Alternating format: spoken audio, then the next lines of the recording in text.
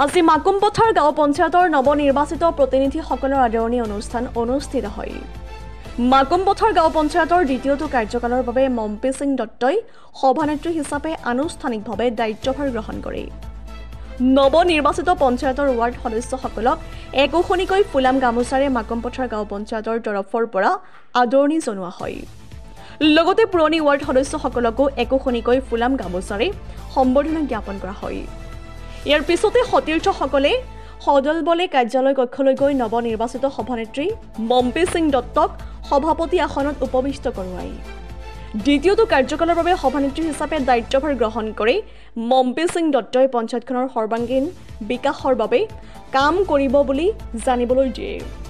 উক্ত অনুষ্ঠানত মাৰ্ঘেৰিটাৰ বিজেপিৰ বহুসংখ্যক বিষয়ববীয়া তথা কাৰ্যকৰ্তা উপস্থিত থাকে। মাৰ্ঘেৰিটাৰ পৰা জাহিদ আলীৰ ৰিপৰ্ট, JNKD নিউজ। আজি খুবেই ভাল লাগিছে।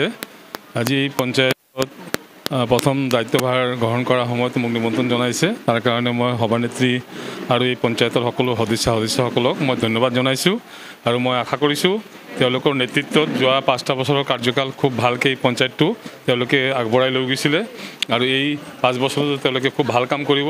আৰু মোৰ ফালৰ পৰা মই এইটোৱে অনুৰোধ কৰিম যে তেওঁলোকক যিটো আশীৰ্বাদ ৰাইজে দিছে, এই পঞ্চায়তৰ যিটো দায়িত্ব অৰ্পণ কৰিছে, এই দায়িত্বটো কেৱল মাত্ৰ ৰাইজক সেৱা কৰিবৰ কাৰণেহে ৰাইজে আগবঢ়াইছে। ৰাইজৰ বহুত সমস্যা থাকে, বহু সমস্যাবিলাক তেওঁলোকে যাতে যিমান কম কষ্ট কৰাকৈ যাতে ৰাইজে যাতে এই সুবিধাখিনিৰ আমাৰ এই পঞ্চায়তৰ পৰা পায়, যাতে সেই সুবিধাখিনি যাতে আমাৰ পঞ্চায়ত সভানেত্ৰী আৰু আমাৰ ৱাৰ্ড মেম্বাৰসকলে মিলি পেলাই ৰাইজক যাতে আগবঢ়ায়, তাৰ কাৰণে মই বিশেষভাৱে আমাৰ পঞ্চায়তৰ সভানেত্ৰী বাইদেউ আৰু ৱাৰ্ড মেম্বাৰসকলক মই অনুৰোধ জনাম।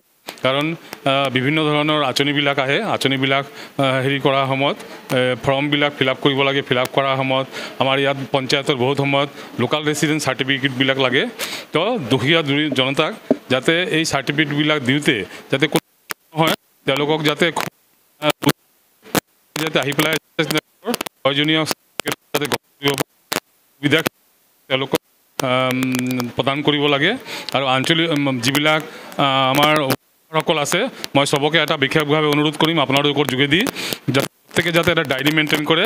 ডায়েৰী মেইনটেইন কৰি ৰাইজৰ যিখিনি অভাৱ অভিযোগ, এই অভাৱ অভিযোগবিলাক ডায়েৰীত যাতে নোট কৰি ৰাখে আৰু সুবিধা পোৱাৰ লগে লগে যাতে মানুহবিলাক যদি লিখি ৰাখে, তেতিয়াহ'লে যেতিয়াই আঁচনিবিলাক আহে তেতিয়া যাতে এই আঁচনিবিলাকৰ লগত সংগতি ৰাখি যাতে মানুহবিলাকক ফোন কৰি পেলাই আনি পেলাই সেই আঁচনিবিলাক দিওঁতে যাতে ৰাইজক সহায় সহযোগিতা কৰে। আৰু 5টা এই পঞ্চায়তটো আৰু আগুৱাই লৈ যাব। কাৰণ 2026 চনৰ লগতে আমাৰ ভাৰতীয় জনতা পাৰ্টিৰ এটা ভৱিষ্যত আছে।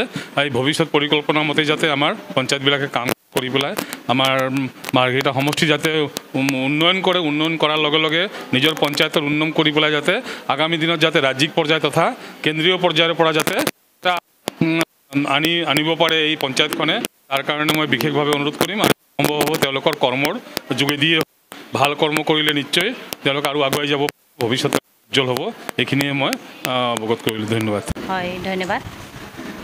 আজি মাকুমপথাৰ নৱনিৰ্বাচিত সভানেত্ৰীয়ে পুনৰবাৰ দ্বিতীয়বাৰলৈ নিজৰ আসন গ্ৰহণ কৰিছে আনুষ্ঠানিকভাৱে। তাৰ বাবে মই সমূহ সভানেত্ৰীকে প্ৰমুখ্যে কৰি সমূহ ৱাৰ্ড সদস্যসকলক আন্তৰিক অভিনন্দন আৰু শুভেচ্ছা জ্ঞাপন কৰিলোঁ। মোৰ দৃঢ় বিশ্বাস যে এই পঞ্চায়তত পূৰ্বতেও খুব সুন্দৰভাৱে কাম হৈছে। সেই মম্পী সিং ডাঙৰীয়ানীয়ে বহু প্ৰত্যাহ্বান আহিছিল যদিও তেওঁ সুন্দৰভাৱে বিজয় পুনৰবাৰ সভানেত্ৰী হিচাপে নিৰ্বাচিত হৈছে। গতিকে মোৰ দৃঢ় বিশ্বাস তেওঁ খুব নিষ্ঠা সহকাৰে সুন্দৰভাৱে এই 5 বছৰ কাৰ্যকাল চলাই যাব বুলি মোৰ আশাবাদী। ধন্যবাদ।